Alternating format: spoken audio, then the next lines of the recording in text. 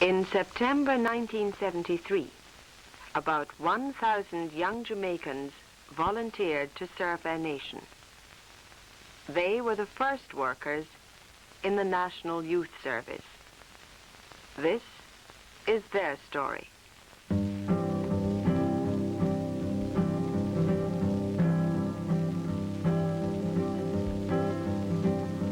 Step by step and hand in hand, in the schools and on the land, we're really moving on.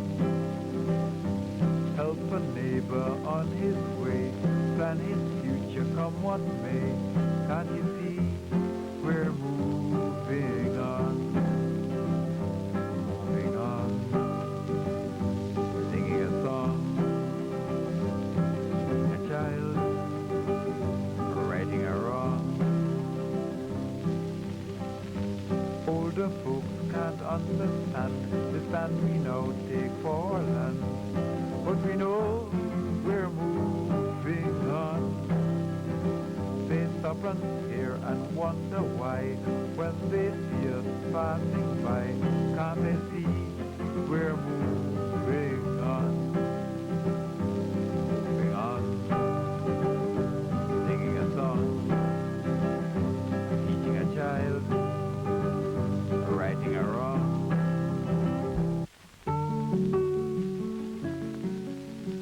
Jamaica, our land, a young developing country, rich in natural resources.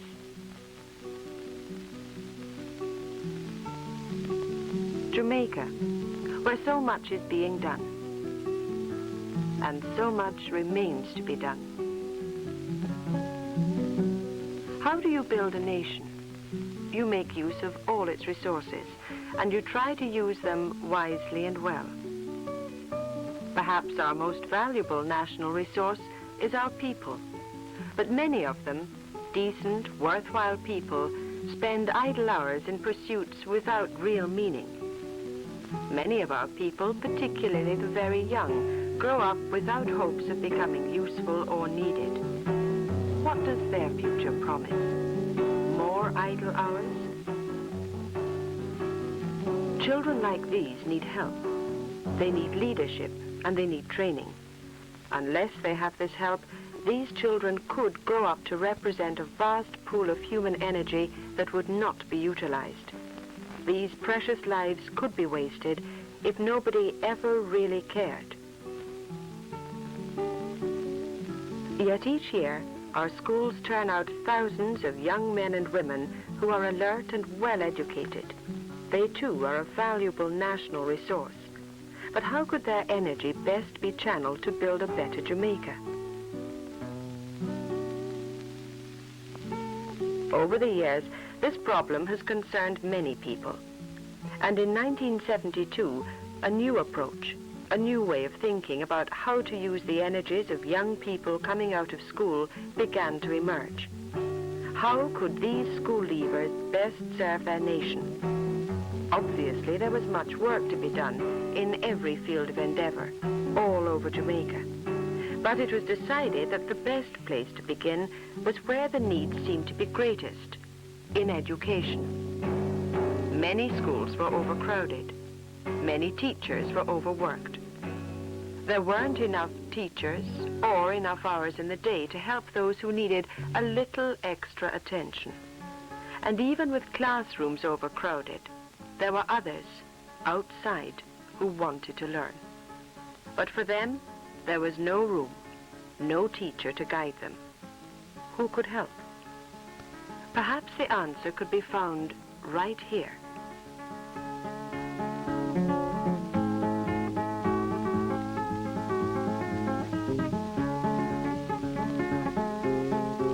The first plans for a national youth service were drawn up and implemented by the Social Development Commission under the Ministry of Youth and Community Development. Horace Patterson was named director of the new NYS. Those who were selected underwent two kinds of basic training. The first was an orientation into the concept of the national service. The second kind of training dealt with the precise jobs that they were going to do. And since teaching was the area identified, it meant that they were given at the very outset some ideas of the methodology of teaching, the devices which make a good teacher, some training on approaches to children and so on. In addition to this, throughout the year, volunteers were exposed every 2 or 3 weeks to an in-depth training seminar dealing with, again, the same kinds of subjects. But the idea here is to extend their knowledge on how to handle the young people inside the classroom, so that over a 2-year period, they would be better equipped eventually to teach and themselves become teachers.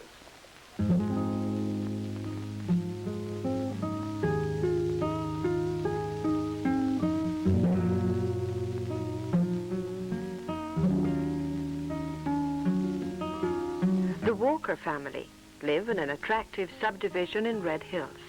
The father, Assistant Superintendent Walker of the police, is presently stationed in the country, so Mrs. Walker and the 3 boys see him only on weekends. But the Walkers are self-reliant, and with cooperation, life runs smoothly. The 2 younger brothers are still in high school.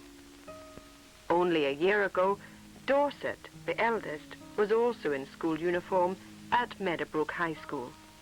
Breakfast is a busy time of day, but a good time for the Walkers to discuss family matters.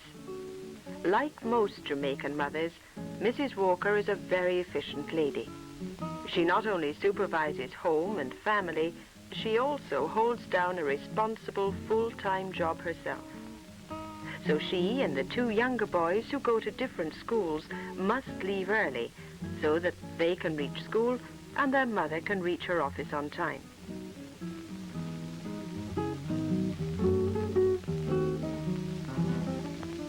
Dorset has a few extra moments to relax over breakfast, but only a few. Mrs. Walker is family chauffeur, and soon after the car drives out, Dorset too must prepare for his day. He's off to school himself, but not as a student. Now, Dorset is Teacher Walker, a member of the National Youth Service. One of almost 1,000 young volunteers who were directed into teaching, Dorset was assigned to the all-age school in Red Hills.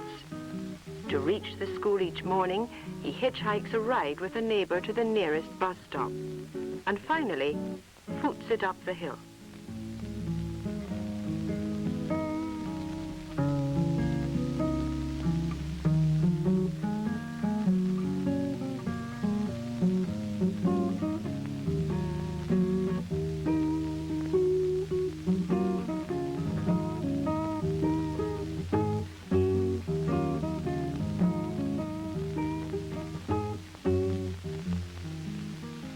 A year ago, Dorset was sitting his A-levels in economics.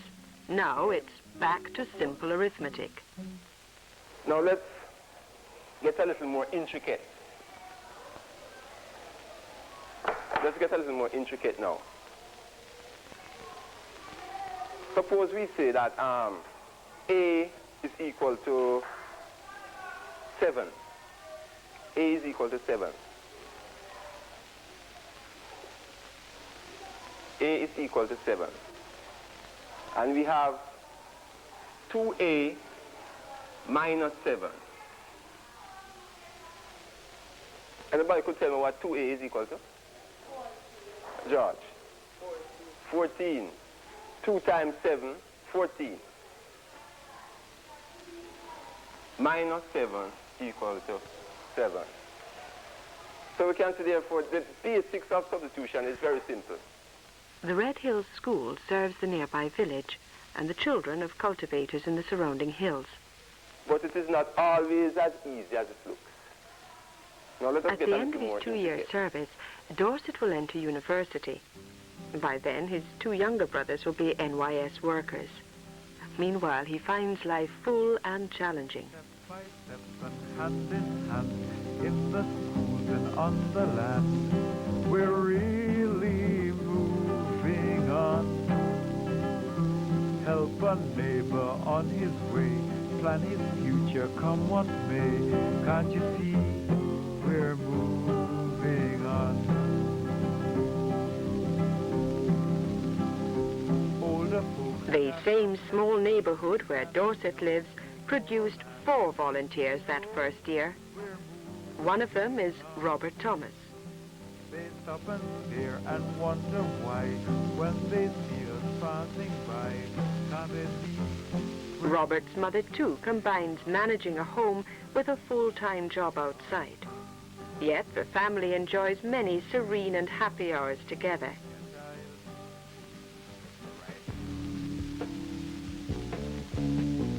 Robert's sister Angela is head girl at Camperdown High School. Last year, Robert was head boy there. Next year, Angela plans to enter the NYS. Both Angela and Robert hope to take up careers later in the Jamaican hotel industry. A quiet atmosphere in the Thomas home, and a contrast to the bustling, noisy area surrounding the Kingston Junior Secondary School where Robert teaches geography. New staff rooms are under construction, and there are frequent interruptions by the blasting sirens from nearby York Park Fire Station. But classwork must go on. What really happens, ladies and gentlemen, is that imagine this is the Earth, right? And this outer circle here will be the atmosphere. So that in between, what you'll be having is the extent of the Earth's atmosphere. You understand that? That's from here. Robert asked his class to write an essay titled, My Teacher. Most students wrote, My teacher is black with white teeth and makes jokes. One added, My teacher is 8 feet 4 inches tall.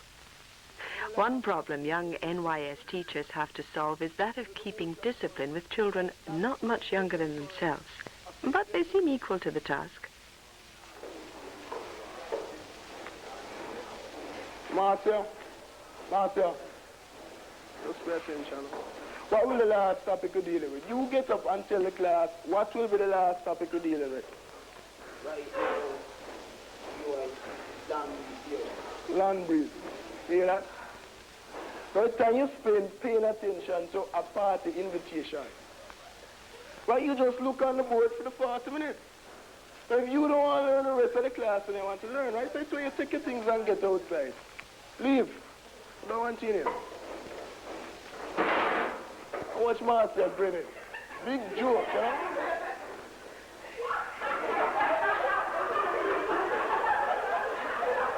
All right?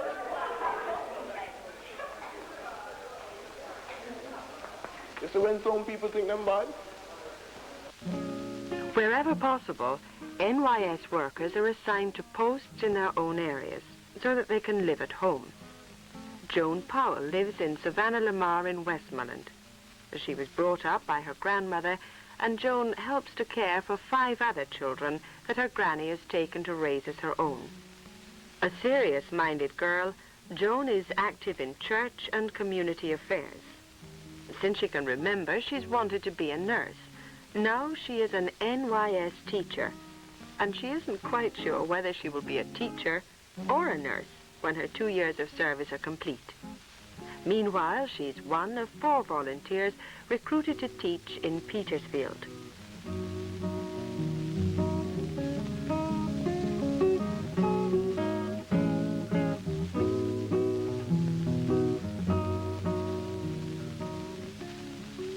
Vinette and Carol Chambers, 2 sisters who work with Joan, also live in Savannah-Lamar, and all 3 girls are graduates of Manning's High School.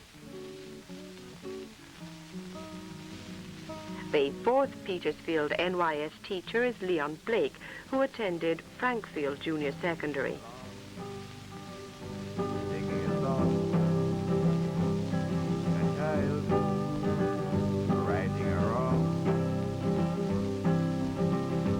Step by step and hand in hand, we're the builders of this land, and we know we're moving on. If education is the way, then we'll all get there someday. These 4 young people have assisted in lessening the load on the regular teaching staff. Singing a song, teaching a child, righting a wrong, moving on. Singing a song, teaching a child. We said the flower needs an ovary for it to reproduce. That is, to bring forth another of its kind. The ovary is the female part of a flower. Although her heart is set on a medical career, Joan is a natural-born teacher. So say her co-workers. She has the unique gift of helping young eyes see familiar objects in a new and exciting way. The flower could not reproduce without a male part. So this flower, the hibiscus, has both male and female parts. Can anyone name another part of the flower? Clark? The stigma. The stigma. Where would you find the stigma? Right here. The stigma is right on top of the flower. Then look at the ovary, and we said the ovary is the female part of the flower. Here again, the ovary plus the stigma and the style here would form the female part of the flower. Do you remember the basic steps that we were doing last week? Yes. Okay, I want you to get in your position, the same position that you were in, 3 on that side and 3 on this side.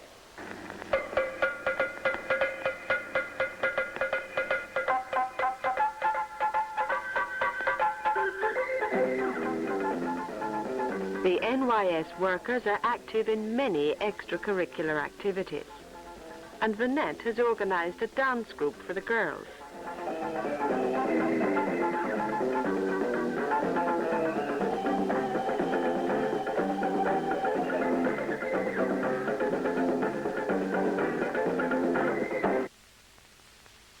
But the school life on a whole, you know, it's not too bad. In that being in the school, you realize just how it gives you a more in-depth look at Jamaica. Now, for instance, where I am now, you see just how bad things are in Jamaica. You know, we hear a lot about the poverty, this, the poverty, that, and we hear about children suffering, children this, but it's when you're up there and you see the children without the shoes, and you see the children coming with the ragged clothes. You know, it really gives you an insight into just how things are in Jamaica. When NYS people get together, they talk about their work. You know, I have cases where students leave school October last year, you know, and just coming back this week and things until they them off. Mother, baby at home, and them for go country and all them things. You know what I mean? Yeah. I mean, them can't learn language, and them absent from school 2-3 whole terms, man. So you're set on it. Well, if I say in the country, it's a different feel because on certain days when the students are absent, you ask them why they come to school. They say you have to go to party and tie coat and we look after the boat and all them things. And, you know, we can learn under a situation like that. You come to school one day, the other day you don't come. So you find that the children have a very hard time in learning. I don't know if you have a situation where on Friday, attendance is cut by almost half. For instance, although we have 420 such children, and on a Friday you will find 150 children at school. Yeah. And that is a regular thing every week, you know? I don't care how hard you try to get out. Nobody on Friday attendance is almost. No, well, every weekday for us to find out that, you know, school called 7:45 in the mornings, and at 9 o'clock you say, the school just strolling in, and we couldn't get the bus, and yeah, you got. Yeah. Well, I believe on Friday when the children don't come to school, it's just a tradition. Because you pass him on the road, running up and down and playing. And you ask him, what happened? Why you don't come to school? You don't go to Friday school, sir. You know, sometimes you have to be up over the past and you don't go to Friday school. Look like this may be the fault of the teachers also, because on Friday usually, you know, a lazy day when you come to school and you do this and you do that. You don't have to really interested in school that day. So I believe that attitude was brought about by the teachers themselves. Robert and Dorset, with their neighbour Howard Boyce, meet to rap on weekends. Howard, who teaches at a primary school in Port Maria, travels to Kingston by country bus on Friday evenings and buses it back again Sunday night. Now they remember early days. In the early days it was rough, but I find that now, in the latter part of the year, you know, the situation has improved greatly in that, you know, no problem with the money.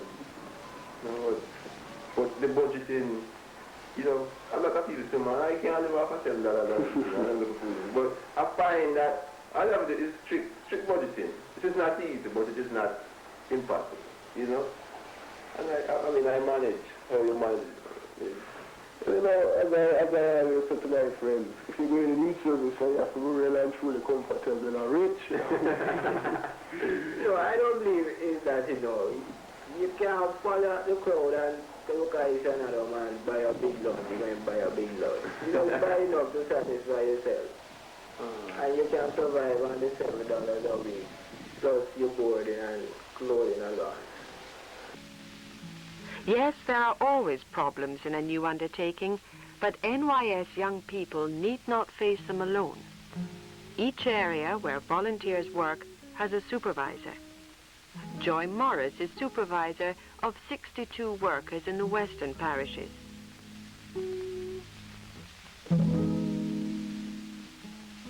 She visits them regularly. But NYS work often takes the young teachers out of the classroom.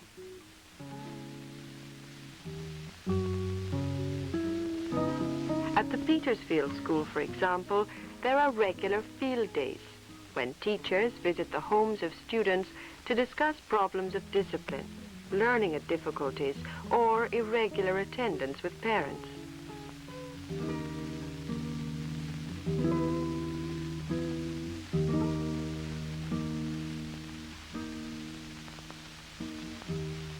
Marjorie Daly, a senior teacher, takes Carol along to interview the parents of a boy whose attendance has been very erratic.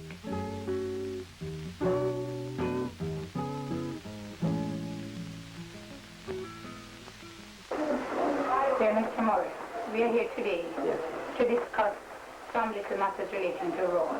For one, he doesn't come very regularly, and we're really concerned about him. His class teacher, Carol, is here, and she'll be able to tell you more about him. Yes, Mr. Smart and Mr. Morris. I'm really concerned about Roy. So are the other teachers. Yes, He's not attending school regularly. sure, ma'am.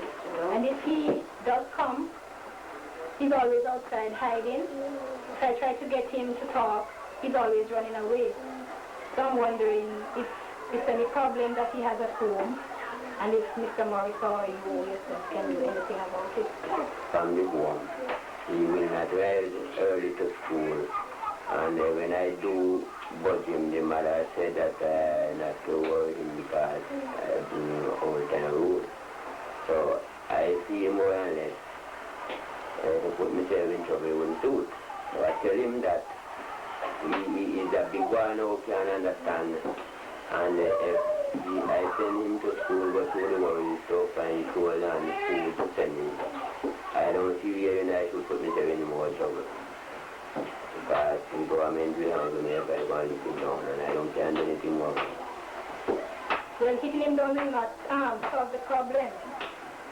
If you say he's to go to school and Mrs. Morris is saying another thing, well, all you have to do is stick together and talk, say it is proper, it is better for him to go to school, because without going to school then he can't learn and he feels to do a practical job. Sure. Well, by that sense, Mom, I would not, Miss Morris shouldn't need I to tell her that, Mom, because she should know that. The child is really busy over selling 2 pounds of it, one of his farm. And when he send the child go to Jane Bank, go and buy the liquor. When the child don't come in early to go to school. you know. That's the problem, man. Yes. That is no problem because you don't School go time, 8 there. o'clock, and child coming 9 o'clock, and child reaching school in time, right now? Well, if he stop time out both and wake up early in the morning, he should be able to get to school on time. He's quite near to school, it is just over there. Thus, NYS workers are given a deeper understanding of their fellow Jamaicans and the land they live in. I think it's a good thing, very good thing in that the TV look into Jamaica. This is what Jamaica, you see the problems of Jamaica. And well, this insight, man, it can only do good.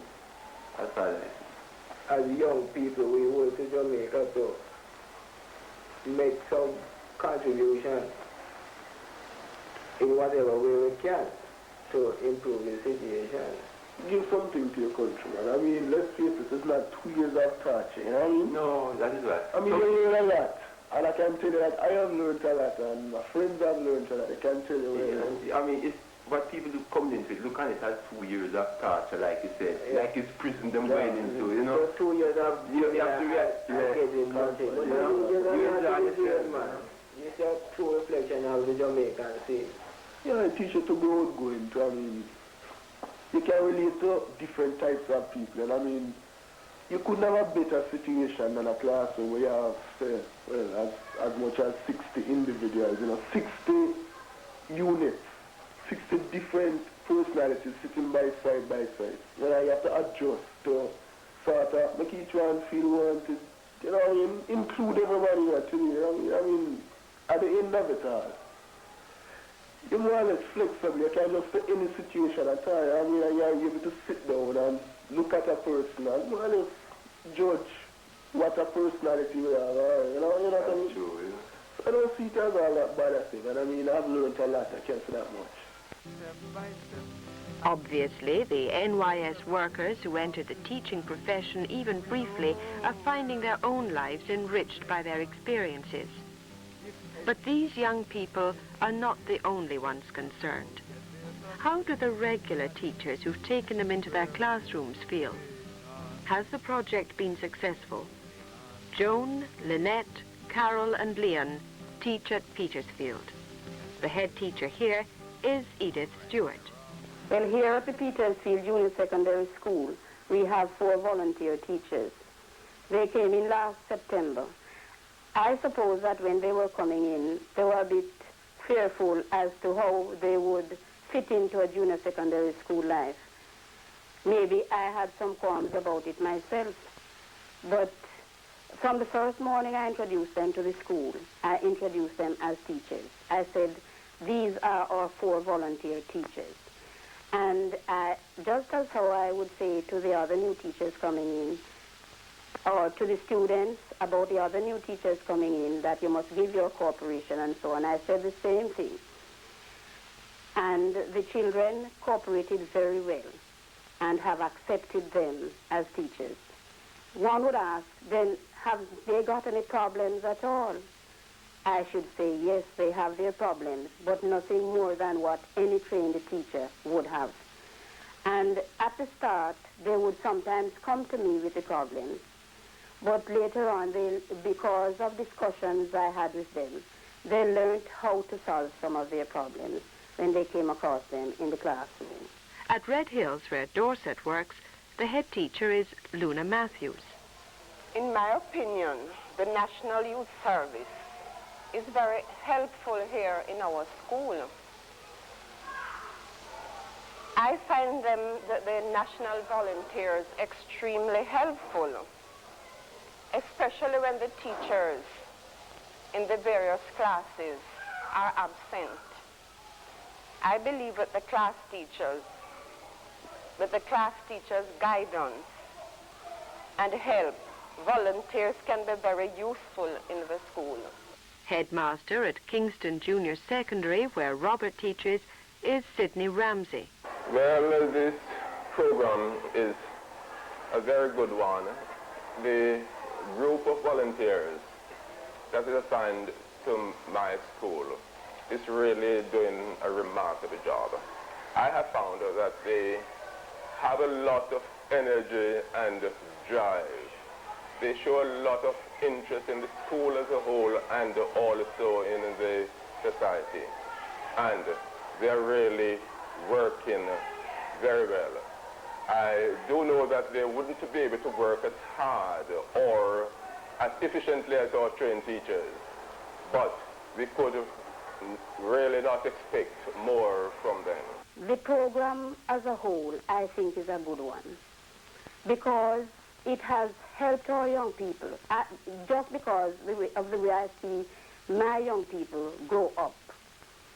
It has brought out quite a lot of innate abilities, and they have learned to be more responsible, and they have learned to know that they must solve their problems, and I think this is a very good thing. And one thing again that I like about the program is that it gives our young people a chance to know that they can subscribe to the building of their country. It's not just a matter of getting, but it is also a matter of giving. And this is what our young people of today really want to learn. I am behind the program, I should say, 100%. I have dedicated my life to teaching, and because of that, I have decided to help these young people when they come into this school, to help them on their way to become good men and women. And what about the parents? Surely they are greatly concerned about whether NYS is a success. Here is the mother of Carol and Vanette. I think this national service, it's a very good move. I have seen my girls going out into this field and taking up a responsibility in life. The other day when I asked Carol what she would like to be, she said, teaching, Mama. And I always sit down and wonder, how would I get through to get her into college after school? Then this national service come about, and I suggested it to her, and she grasped it.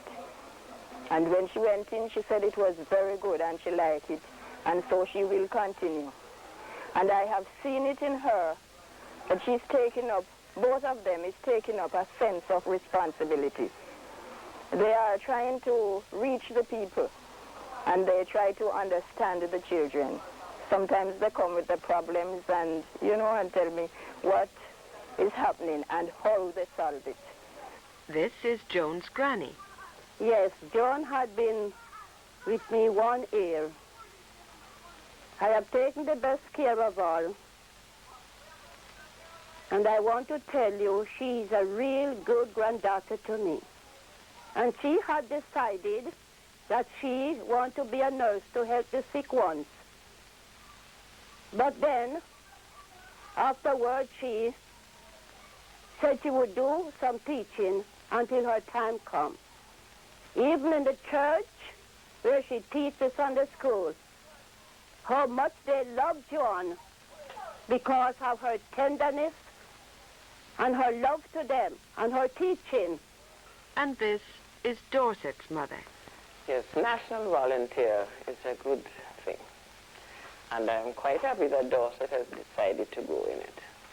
It was on no pressure on our part, but he decided of his own accord.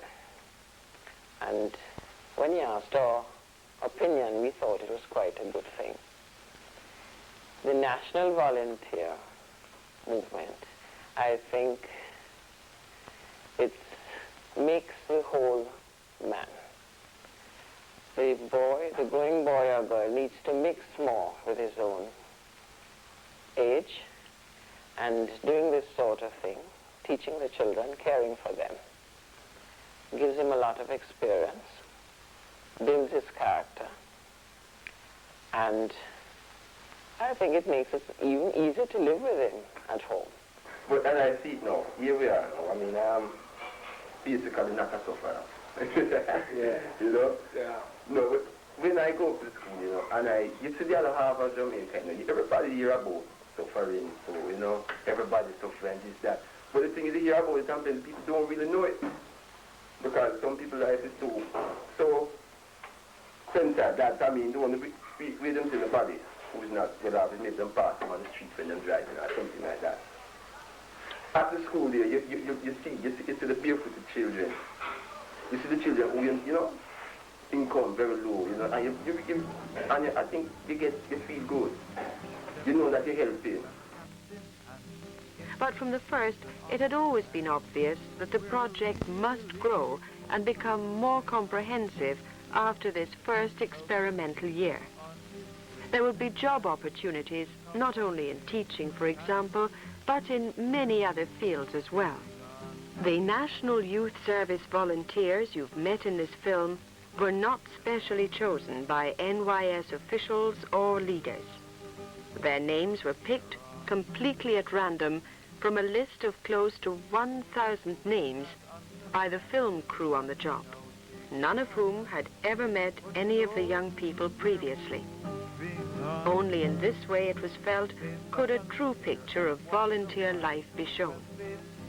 What emerged was that NYS workers themselves feel that service is a privilege, bringing new experiences in a new environment, a deeper appreciation of the problems of others, the opportunity to know one's fellow man, a chance to develop patience, application to the job at hand, and self-discipline, a good foundation for adult life. And so ended the first year of service for the NYS volunteers. But the end of this first year did not really mark an end. It marked a new beginning.